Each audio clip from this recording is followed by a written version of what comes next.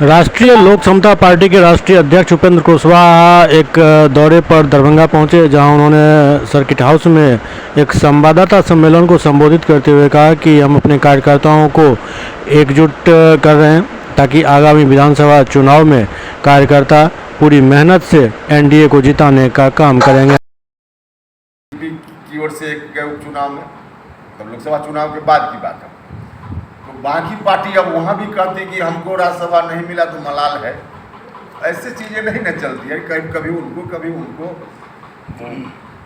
Sir एक और सवाल है सर, भारत में लगातार हवाई सेवा में बम होने की सूचना मिलती रहती है। लगभग 6-7 दिन से हम लोग लगातार इस खबर को देख रहे हैं, और आज जो है सीआरपीएफ स्कूल दिल्ली के पास एक बम धमाका हुआ है।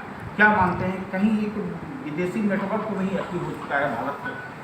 अब देखिए, अनुमान के आधार पे इस पर कहना बड़ा मुश्किल है स्पेसिफिक इस घटना के बारे में, क्योंकि तो जांच के बाद पता चल पाएगा कि क्या है क्या नहीं है।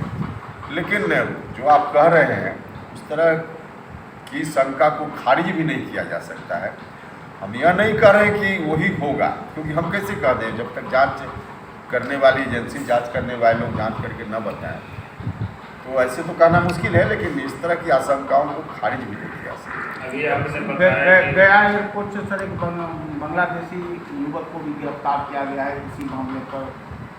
हाँ, तो जांच के क्रम में आवश्यकता उस एजेंसी को लगेगी कि अमुक आदमी से पूछताछ करनी है या कहीं से कुछ सुराग मिलेगा, सूत्र मिलेगा, तो उस दिशा में तो काम करेंगे। सर एक आखिरी सवाल मेरा, यहाँ जो जमीन सर्वे हो रहा है उसमें रैयतों को काफ़ी परेशानी हो रहा है। रजिस्टर्ड भूमि की क्या स्थिति है सर, आपको छुपा हुआ नहीं है।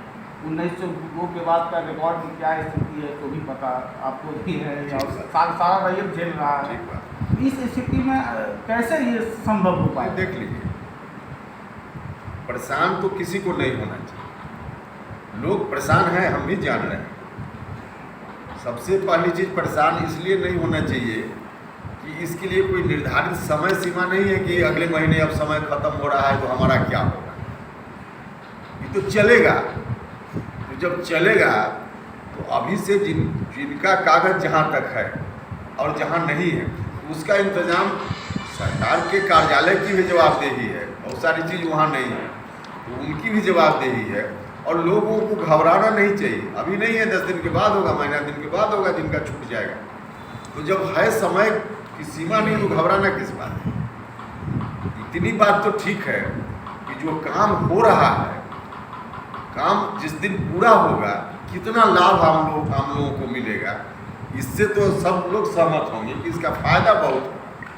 अभी तो एक ही ज़मीन को रजिस्ट्री लोग कर देता है 3 बार, उनको भी बेच दिया, उनको भी बेच दिया, एक भाई इनको एक भाई उनको, सारी चीज़ें बंद हो जाएंगी। हम मोबाइल पर देख पाएंगे कि मेरी कितनी ज़मीन कहाँ क्या है। बेचना होगा तो अकाउंट से जैसे पैसा आप मोबाइल से निकालते हैं, ट्रांसफ़र करते हैं, उसी तरह से ज़मीन भी बेचनी होगी तो ट्रांसफ़र कर देंगे बस। तो आसान कितना हो जाएगा, और रिकॉर्ड करना जरूरी है, इससे सब लोग सहमत हैं। तो घबराने की ज़रूरत नहीं है, समय सीमा नहीं है।